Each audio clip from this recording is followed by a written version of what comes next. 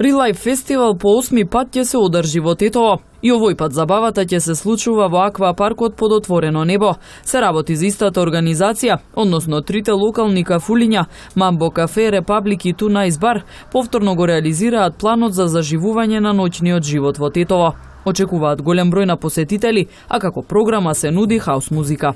Вечера, како што знаеме, 8-то издание на фестивалот Релайв, кој ќе се одржи на добро познатата локација, аквапаркот во Тетово.